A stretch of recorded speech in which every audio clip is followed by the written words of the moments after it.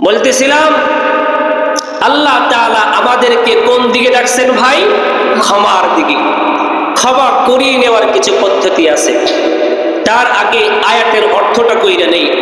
আল্লাহ বলতেছেন ওয়াসারিউ ইলা মাগফিরাতিম মির রাব্বিকুম ওয়াসারিউ ইলা মাগফিরাতিম মির রাব্বিকুম ওয়া জান্নাতিন আরদুহাস সামাওয়াতু ওয়াল আরদু উইদ্দাত লিল মুত্তাকিন। আল্লাহু আকবার। আল্লাহ তাআলা কুরআন কারীমে বললেন, ও দুনিয়ার সমগ্র মুসলমান,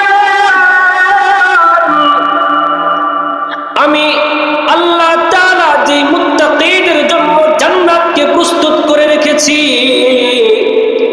ওই জান্নাত আমি আল্লাহ তাআলা তাদেরকে দিব যাদের আমলনামার মধ্যে কোনো গুনাহ নাই। ও গোলাম, তোমার আমলনামায় যদি একটা গুনাহ থাকে, ওই একটা গুনাহ নিয়ে যদি তুমি কবরে আসো, তাইলে ওই একটা গুনাহের শাস্তি তোমাকে আগে পাইতে হবে, এরপরে জান্নাতে যাওয়ার প্রশ্ন। ও গোলাম, তোমার আমলনামায় যদি গুনাহ থাকে, ওই গুনাহ নিয়ে তোমার জন্য জান্নাতে যাওয়া সহজ হবে না।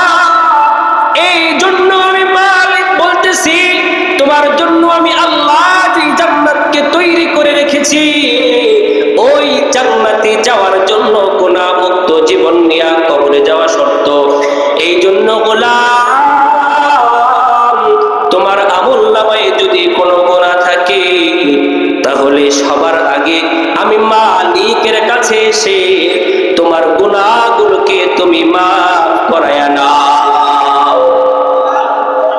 আল্লাহর জান্নাতে যাইতে হলে গুনাহমুক্ত জীবন নিয়ে আল্লাহর কাছে যাইতে হবে। গুনাহ যদি থাকে তাহলে আল্লাহ জান্নাত দিবেন? এই জন্য আল্লাহ বলতেছেন, গুনাহ যদি হয়ে যায় তাহলে আগে আমার কাছ থেকে মাফ করায়া নাও, মাফ করায়া নাও।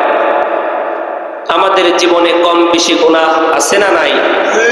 তাহলে আল্লাহর কাছ থেকে গুনাহগুলোকে মাফ করিয়ে নেওয়ার দরকার আছে। জান্নাতে যাইতে চান? কারা কারা হাত তুলেন? লিল্লাহি তাকবীর, লিল্লাহি তাকবীর। আল্লাহ আপনার যে গোলামেরা দুই হাত তুলে আপনার জান্নাতে যাওয়ার জন্য ইচ্ছা পোষণ করেছে, আল্লাহ এদের সকলে আপনি আপনার জান্নাতের মালিক বানায়া দেন। বলুন আমিন।